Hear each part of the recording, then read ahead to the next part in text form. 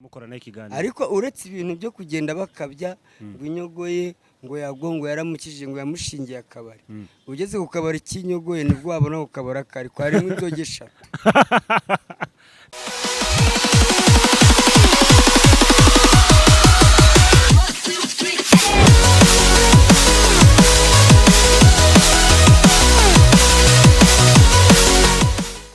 Yes, undi munsi andi mahirwe ndurya mutuma nkabatumikira kubatengwa bitamu ntego. Uyu munsi MMTV1 iterambere ryanyu burya bari nishema ryacu. Mwe mudukurikiye buke ntangira mbaha mwaramutse. Nanone kandi abari kumigabana aho bwije kuri aya masaha namwe turabaramukije mwiriwe bityo ukishakira kimwe kiguhesha kwishima kubera kuko kwishima ari bituma umuntu abaho neza. Hanyuma rero nkuko dukunze kubivuga kuko ibintu byiza bizigihe ciza ku muntu mwiza uzi gutegereza. Muri benshi bagiye bategereza ibiganiro kuri MMTV1. Turi kumwe na Yakamwana Gatarina bebe sukari kayo. So ibyo bavuze rero umunyamakuru wa MMTV1 yaman mu by'ukuri nkuko bivuze ibyishimo birahenda bro. Ibyishimo birahenda. Reba nk'abantu ubungubu bari kwiruka bari Ukraine narashi bari kwiruka bari guhunga. Eba ntara abafite ama miliyoni ari kuri ku makonti ariko bariko bayari bari kwiruka.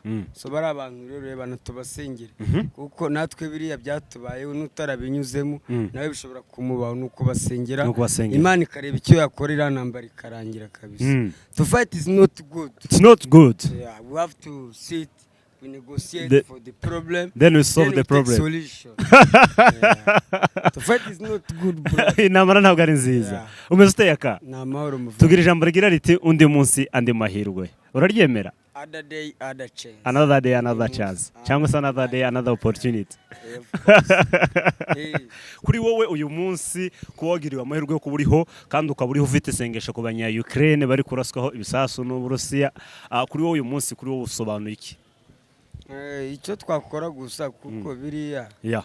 Nta wabyifuriza mugenzi we, nta wakwifuriza mugenzi we guhunga, nta wakwifuriza mugenzi we kwicwa aziza akarengane kuko biriya bintu intambara nka ziriya utanatekereje akenshi zigendamwe inzira karengane. Usanga abantu bazize ubusa wari ugikeneye ubuzima bwawe kwiberaho kuri iyi si ugasanga uzize akarengane. Reba covid yari itangiye kugabanyuka none bariya nabo batangiye kutuhamura Putin nawe baradukubita ibisasu by'uburuzi n'abantu za misile ariko rasa za misile koko batubare tukiberaho ko umuntu yakwibaza abanya Ukraine yakuyeho visa ku muntu wese wifuza kubaja kubatabara sibyo.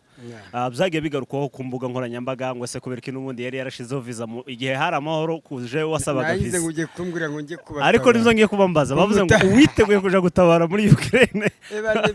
Icyo kibazo rwose wari ugiye kumbaza witeguye kujya gutabara bashyizeho visa bakuyeho visa ubu ngubu ushatse wagenda. Ngiye nago nditeka nta muntu udatinya urupfu papa rwose ribangaye bagiye. Ubu ntabwo watabara ko bakuyeho visa ugatabara kaje guhangana na Putin. Nagenda marigire nta n'ikintu nabo nsize kuri iyi si. Nta mugore mfite, nta mwana mfite, nta nzu ya danje mfite, nta modoka mfite ranajyayo. Uruza abantu bafite ubwoba n'abakire. Bano bakiri umukera bavuga ati mana we ngiye gusiga ibipangu, ngiye gusiga amakamyo yanjye ari za Dubai ari za imizigo nari ntarapakura. Imizigo yaratarapakura bura bakire ebana batinya urupfu. Arongera ranagenda yego natwe turarutinya ariko nta cakuririra wabusize. Ngiye nta cyandire ndi wandirira singira mama singira data nta nzu ngira nta mugore ngira nta mwana ngira ngiye nagenda ngapfa nk'abandi bose. Uyu muryango wose ugukurikiye kuri social media umaze kuba umuryango wawe urabona batakwicwa n'amarira. Mboye haracyakora abakunzi nawe ubura abakunzi sinabura abandirira. Twabonye ko Jay Paul umunsi atabaruka yakuye abantu muri guma mu rugo bakimena imihanda. Abantu bose kabisa Jay Paul. Yakanono tekereza yaka uduciyeho kagendera muri Ukraine. Nanjye nta ubura nta wangwa na bose nta nukunwa na bose. Hari n'abaseka. Hari n'abaseka. Bavuga ati kaga Caritas kagiye gacamo. Ariko nka kuri Jay Paul yagiye buriya iyo ugiye kwisa abantu bari kukuvuga neza. Bura no mu ijuru buzarigeramo. Wow. Ikibi n'ukugenda abantu bakavuga ati nikigende n'ubundi cyari cyaratuzengereje. Ariko iyo ugiye abantu bagasigara bavuga ati yari umwana mwiza yadushimishaga. Buriya ushimisha abantu bo kuri iyi si n'abari mu ijuru bashimisha n'abamarayika bashimisha ubushimisha n'Imana ko ntabwo washimirwa n'abantu Imana itagushimira. Iyo ushimisha abantu n'Imana ibikushimira. buriya nanjye ndi mu bantu bazajya mu ijuru. ijuru wamaze kurigeramo Kera cyane ko ngewe aho nyuze hose n'abana bose yakamwana none hari ahantu n'abajya iwacu mu nkambi ngewe naratambuka utwana twose twaba tutagiye ku ishuri, utwana twose two muri kare tugahurura, tuno twana none twiga mu magaridiyeni utwana tugahurura, none urari ndi umuhwituzi mfite mike ngenda ntangaza ibintu by'imiganda, niba hari bubi inama nkagenda ntangaza, noneho ngafite ya mikoro itangazo narirangiza nkahita ndikodinga indirimbo, nkarikodinga zina igisupusupu indirimbo nyinshi abana bose nkambi yose. Yakawacu muramwica muramurya, yakawacu muramwica muramurya, urumva uko abana bose babanyishimiye.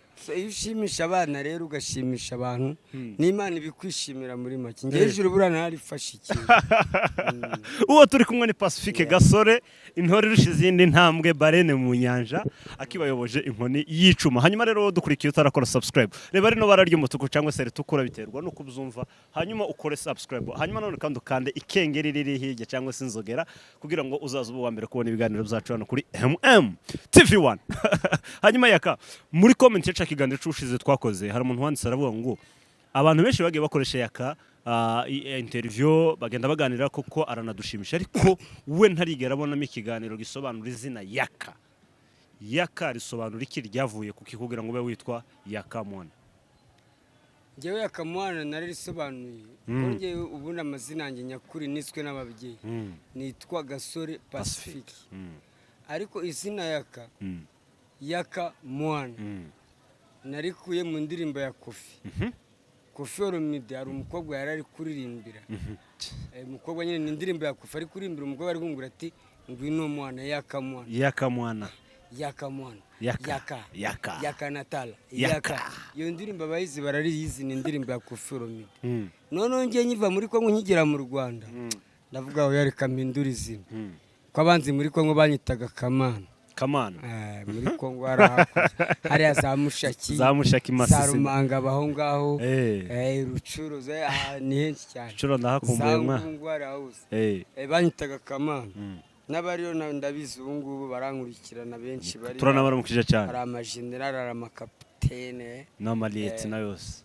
nawe ubundi ngiye kwita Yaka nabikuye mu ndirimbo ya Koffi Olomide. Yaka ni baravuga ngo ngwino Yaka, ngwino ni izina rihamagarira umuntu kugusanga, ngwino.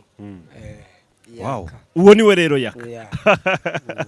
Hanyuma rero turi kuganira nawe aho benshi bashimye ikiganiro cy'ubushize twaganiriye. Abenshi baravuga ati se ko Yaka adafite shene ye ya buri munsi yakitinga nkuko yavuze ati n'abakozi bo mu rugo basigaye bari kunyuguza ibyombo bari no kwa uploadinga hariya. Chano zabaye chano abantu bose bari guhigira kuri YouTube, ariko abafite imbaraga nyine urabona ko bari gukora, bamwe baranagafashe. Ariko bushobora kuba warafashe umufungo Yaka kubera ko urasa neza, uri smart. Ngewe nta mufungo nari nafite kuri YouTube, uretse ko gusa ikibazo cy'icyaka YouTube yaragikemuye. Nta nyota nyigira, sinabura icupa, uhita uja kuri YouTube yose ngezemo ukavoma, kubera ko ndi superstar. Ntabwo nabura umuntu ngurira icupa, akenshi nywa n'iz'ubuntu. YouTube yarabikemuye, kabisa. Yangrese ari kiganiro yakoze aravuga ngo YouTube ngo Google ni ya papa wiwe. Ubu ni ngo uruganda rwa papa Yangrese rwakemuye inyota yawe. YouTube ntabwo yavuga ngo YouTube ngo ni ya papa. YouTube ntabwo ari iy'umuntu. YouTube ngo ni umuntu runaka, urumva. Yago yaragiye guplayinga indirimbo ye bari mu kiganiro ya Yangrese, noneho Yangrese aravuga ati we ntugire ikibazo cya copyright, YouTube ni ya papa. None rero kwa papa Yangrese ni yacu twese, ni ya muzehe, na nyirayo nawe. YouTube ni yacu twese, tugomba kuyigira mushoboye wese. Banagomba guhigira kuri YouTube na nyirayo kabisa.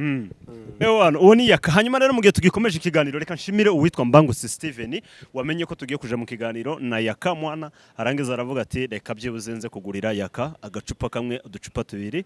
Mu by'ukuri turamushimiye Steven, amaze kohereza amafaranga yiwe, Imana mu ijuru imuha umugisha. Nanone kandi Yaka agenera papa Steven oya TV1 utaza kumbera nk'abanyamakuru. vuga amafaranga mani utaza kunjyamo make ndaza kukugendera n'ubwo umuje n'umudiaspora reka nze kuko hari abatipe benshi basigaye batwereza amafaranga mujye muyavugira hano so ndashimira by'umwihariko Mbangutse Steven uvuze ati akamuhana y'abantu uranshimisha cyane reka nkuremera agacupa iwe yavuze ko ari na tayari kuyivugira baba diaspora rero birirwa bihara aho ngaho mani ngo ngende umufana wo ku munwa gusa nge nubwo wama icupa rimwe ntabwo ari ngombwa ngo unyoherereze ngo miliyoni cyangwa ujye aho ngaho wibaraguzwe ngo nzaguhindurira ubuzima ngo nzakugurira imodoka ngo nzakugira nge nubwo wanyoherereza icupa rimwe rivuye ku rukundo $10 nangwa $10 nangwa $5 ebana ayo ngayo aranshimisha gake keza kavuye ku mutima ariko hari abibaraguzwa mani bakatube cyumweru kigashira ikindi kikaza aba bantu ntabwo abari sawa. Yes, Steven rero amashiringi 1000 ni ukuvuga ngo ni ibihumbi bingahe by'amanyarwanda, ni ibihumbi 9 by'amanyarwanda. Urumva rero turamushimiye cyane Steven. Aho harimo agacupa harimo inkoko. Urumva rwose Steven, papa Steven, asante sana. Ubu ni bwo bufana kuvuga ngo umuntu yikuri igihumbi cy'amashiringi buri abantu bashobora kukira igicumwe muri Kenya. Tunashukuru sana. Moko penza.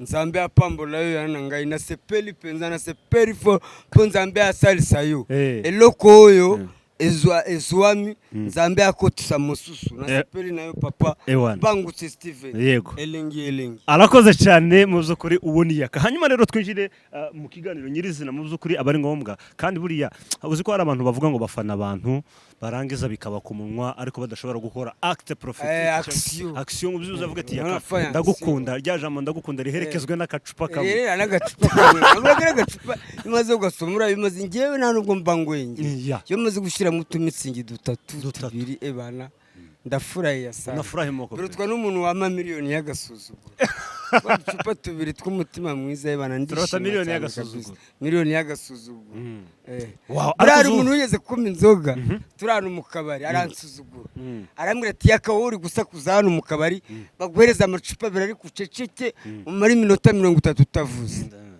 naye ndamubwira izo nzoga zinywere ba micupa ryanjye ntago wamfunga umuntu rimwe rya roho safi rimwe ryanjye ry'icyubahiro apana kumbura ngo bagwa amacupa abiri y'agasuzuguro kugira ngo sinongere kuvuga agucecekesha inzoga y'agasuzuguro ntago nayo inzoga isasiye ku gasuzuguro ntuyikoze agasuzuguro never abantu munywa inzoga y'agasuzuguro turabaramukije namwe babandi banywa inzoga yaceceka asante sana mu ryoherwa abandi bari kumwe na ewana nzoga nagurije kabisa urayinywa ariko nyine kubera icyaka ariko mbere narazinywaga ezagasuzuguro mbere niba mu cyaro naragera kuri urwego nigurira icupa rya mitsingi nageraga ahantu nkabona umuntu aransuzugwe ngo baguha agacupa ngo ariko urakuze ebara nkamukomera amashyi sariyuti nyinshi cyane ariko ubu nta muntu nabaye umusitari icupa ndaryigurira n'icyese mfite ubushobozi bwo ukagurira n'abandi nkagurira n'abandi ubu rero nta muntu wampa inzoga y'agasuzuguro ngo nginywe wayireka yakayarenze urwo rwego rwamira uceceke hakuze uko abo bantu bahaba usanga ashobora gukora ikintu akakubwira ngo uceceka ariko akira mwari abantu basuzugura abandi cyane bitwaje wenda icyo bari cyo ariko buriya ntabwo bari byiza kuko nabo baba bafite aho bavuye gusuzugura umuntu witwaje wenda kumurusha ubushobozi runaka ntabwo uzi icyo azabe cy'ejo bundi buriya nkange hari abantu bansuzuguraga iwacu bansuzugura banandi umuntu uri aho ngaho ariko ubu ngubu dusigaye dukubitana nkakugura icupa ngurate banafata n'itike utaha Wow, urero yitwa Yaka nkunze kubibutsa kuko ijambo rigira riti hatabaye kurwanirira bato nta bakuru beje tuba dutegura iyo turi mu kiganiro cya MM tugenda dusangiza abantu tuntu tw'ubwenge kugira ngo byibuza abantu bagire kuri iryo jambo uvuze ry'agasuzuguro cyangwa se umuntu kuba yasuzugura undi hari ijambo nabyutse nandika kuri status rigira riti turamenye tutazatakaza icagaciro ku giciro tutazatakaza hanyuma iya nyuma iravuga ngo yavuzwe n'umunyabwenge iravuga ngo iyo ukomo ejo bundi twagize icyo tubona inyogo ye irasezeranye muri leta abantu baravuga ati inyogo ye ubwo yavuye yagiye kujaho mukuru wiwe Yaka cyangwa se umuvandimwe inshuti yiwe Yaka tutaragera ku rugendo wakoze ejo bundi umusura ku kazi kiwe, umuntu yakwibaza Yaka abantu bitegure gusharagira ryari ubukwe bwawe? Oya ngewe ubukwe bwanjye ntabwo buraba, ubukwe bwabayeho kari agatwiko, ubukwe bwanjye na Keza narabisobanuye ko kari agatwiko, ariko ubukwe noneho buzakurikiraho ntabwo ari agatwiko, buzaba ari ubukwe nyabwo. Uzowicara ugashushanya famiye ukavuga ati njyewe Yaka umusaza ngiye kuja ku kazi nsize umugore n'umwana mu nzu, ukabona biri mu myaka ye. Ngewe uburyo ndi gupuraninga icyo nabizeza ntabwo muri uyu mwaka bizakunda. Ntuzadohoka. Ntabwo bizakunda muri uyu mwaka, ariko 2023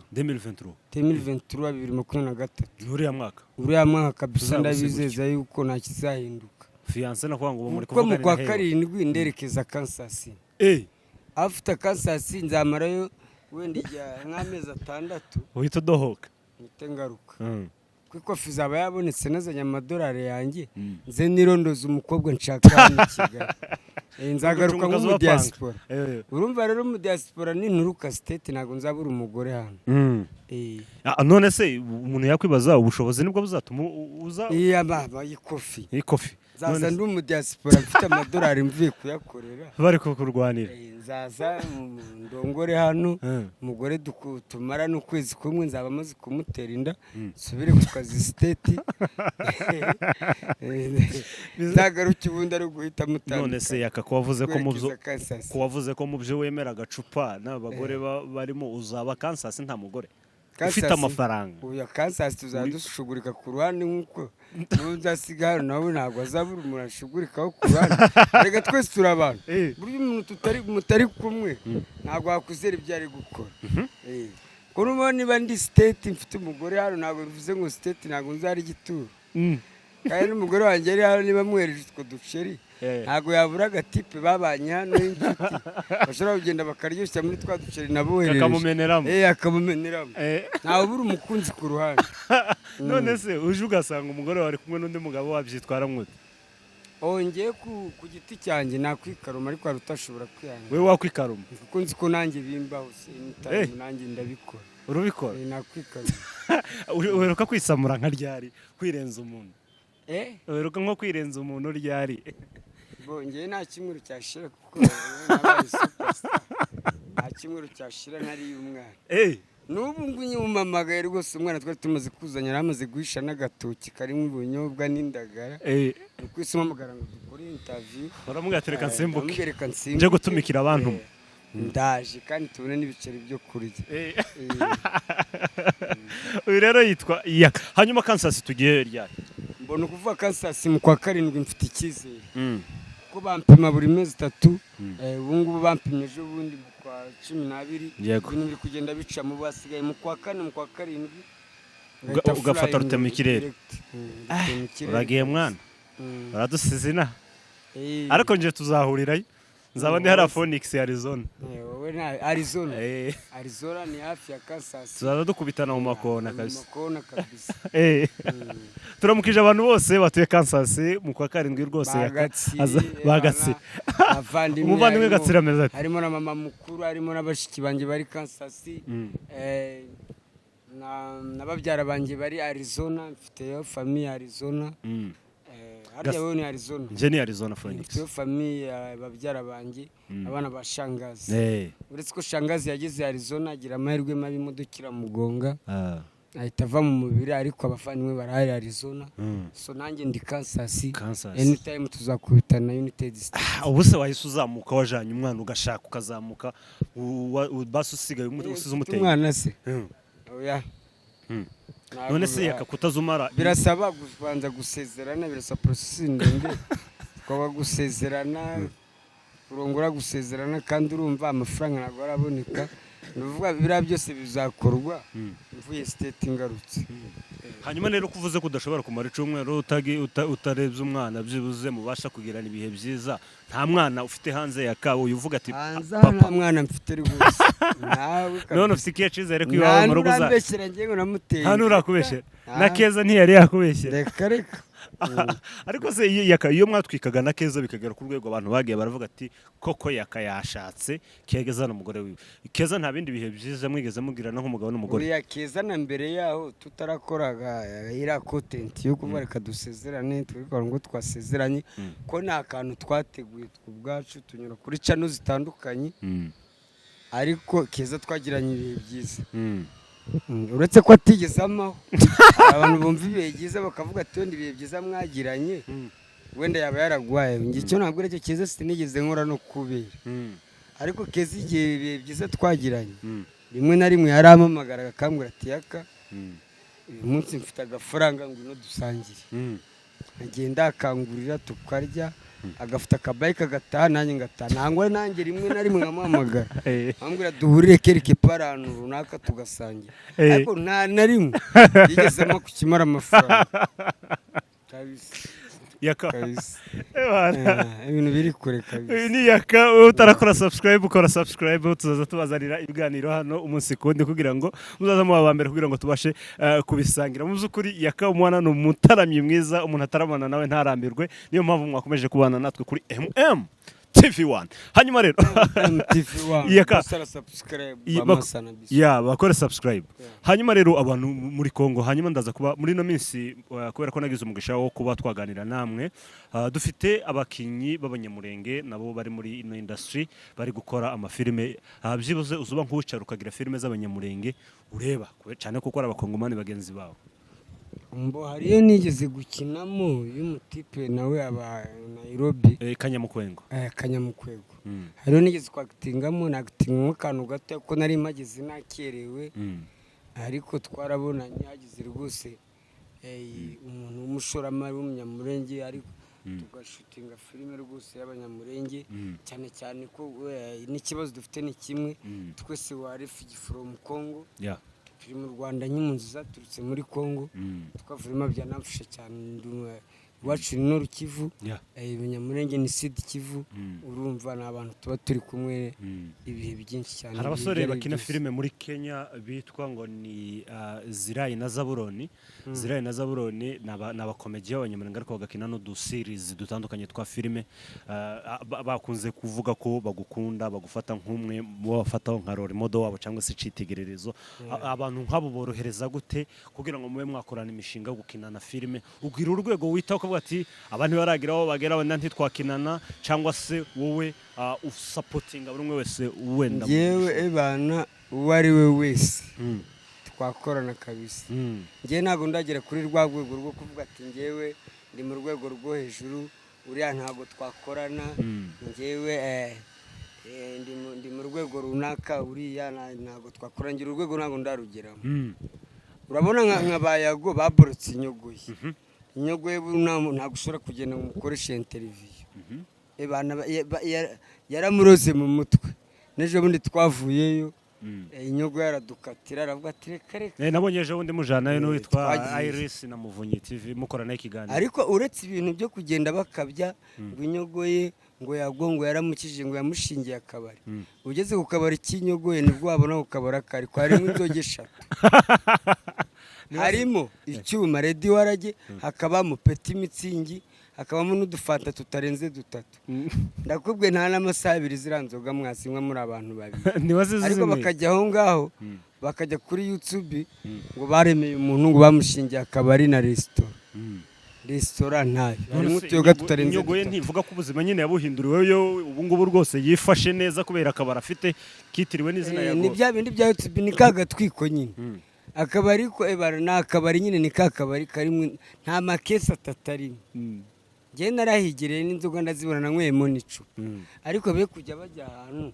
ngo bahinduye ubuzima bw'abantu ngo bakoze ibitangaza ntabyo bro ntabyo nta bitangaza biri hari nose akabari katarimo n'ibihumbi 200 nose kazi ya Peti Mitsingi guranga nuko ngo nta muntu wajanamo inshuti ze nk'abantu 30 ngo